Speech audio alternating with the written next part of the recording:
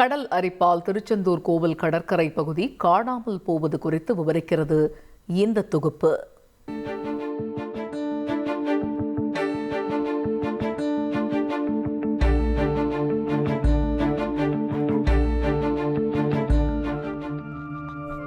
முருகப்பெருமானின் அறுபடை வீடுகளில் கடற்கரையில் அமைந்திருக்கும் ஒரே படை வீடு திருச்செந்தூர் செந்திலாண்டவர் கோயில். இன்று அங்கு கடற்கரையே காணாமல் போகும் சூழல் நிலவுகிறது.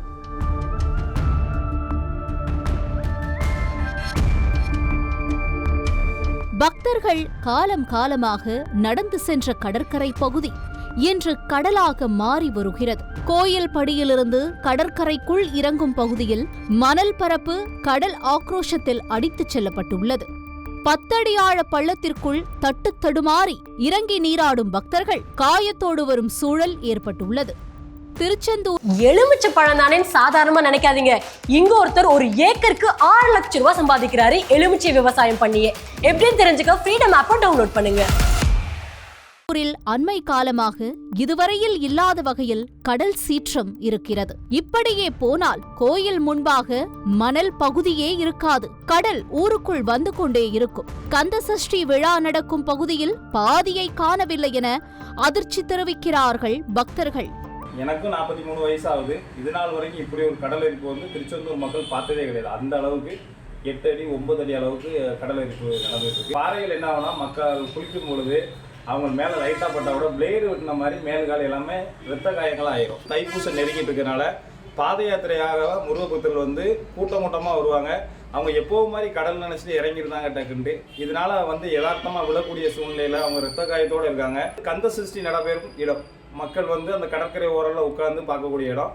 இன்னைக்கு வந்து அதில் பாதி அளவு மணல் பரப்பு வந்து பாதி அளவு குறைஞ்சிட்டு.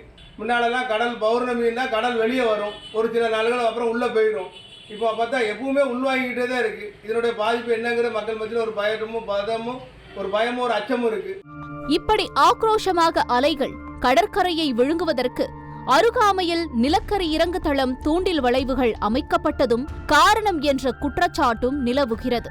ஒரு இடத்தில் கடல் அலையின் போக்கிற்கு கட்டுமானங்களால் தடை ஏற்படும் போது கடல் அலைகள் ஆக்ரோஷமாக மற்றொரு பகுதியை தாக்கும் என்கிறார்கள் வல்லுநர்கள். திருச்செந்தூரிலிருந்து வடக்கே 2 கிலோமீட்டர் தொலைவில் வீரபாண்டியன் பட்டணத்திலும் தெற்கே 4 கிலோமீட்டர் தொலைவில் ஆலந்தலையிலும் தூண்டில் வளைவு அமைக்கப்பட்டு உள்ளது. உடன்குடியில் நிலக்கரி இறங்குதள பாலம் உள்ளது. இந்த கட்டுமானங்களால் ஏற்பட்ட பாதிப்பா என கேட்டபோது கடலரிப்பு அதிகமான பகுதிகளில் கட்டுமானம் மிகப்பெரிய பிரச்சனையே என்றார் சுற்றுச்சூழல் ஆர்வலர் வெற்றிச்செல்வன். தமிழகத்தில் பொறுத்த வரைக்கும் ஏறத்தாழ கடந்த ஒரு 10 வருடங்களாக 1000 கிலோமீட்டர்ஸ் அளவிலான நிலப்பகுதி அப்படிங்கிறது கடலுக்குள்ளே ஏற்கனவே போயிருக்கு. தூத்துக்குடி சார்ந்திருக்கக்கூடிய இந்த பகுதியில் பார்த்தீங்கன்னா கடல் சீற்றம் அதிகமாக இருக்கக்கூடிய பகுதி. அப்போ இந்த கடல் சீற்றம் அதிகமாக கடல் அரிப்பு அதிகமாக இருக்கக்கூடிய பகுதிகளில் இந்த மாதிரி கட்டுமானங்கள் கொண்டு வருவது அப்படிங்கிறது மிகப்பெரிய ஒரு பிரச்சனைக்காக இருக்கின்றது. நமக்கு சென்னை, தூத்துக்குடி, கன்னியாகுமரி இது சார்ந்திருக்கக்கூடிய பகுதிகள் அப்படிங்கிறது பார்த்தீங்கன்னா இந்த கடல் சீற்றத்தினால் அதிகமான பாதிப்புக்குள்ளாகக்கூடிய ஒரு பகுதியாக இருக்கின்றது. அப்போ இந்த மாதிரி இடங்களில் திட்டங்கள் கொண்டு வருகின்ற போது நாம் இன்னும் ரொம்ப ஜாக்கிரதையாக நிறைய ஆய்வுகளுக்கு உட்படுத்தி தான் கொண்டு வர வேண்டிய ஒரு தேவை இருக்குது. வெப்பநிலையில் ஏற்பட்ட மாற்றங்கள், கடல் மட்ட உயர்வு, இந்த மாதிரி நிறைய இஷ்யூஸ் இருக்கிறதுனால கோஸ்டல் ரீஜனில் பொறுத்த வரைக்கும் புதிய திட்டங்கள் கொண்டு வருவது மிகுந்த ஆய்வுக்கு உட்படுத்தி தான் கொண்டு வரப்பட வேண்டும். இப்போது நாளுக்கு நாள் அதிகரிக்கும் கடல் சீற்றத்திலிருந்து திருச்செந்தூர் கோயில் கடற்கரையை பாதுகாக்க முறையாக ஆய்வு செய்து உரிய நடவடிக்கைகளை எடுக்க வேண்டும் என அரசுக்கு பக்தர்கள் கோரிக்கை விடுக்கின்றனர்.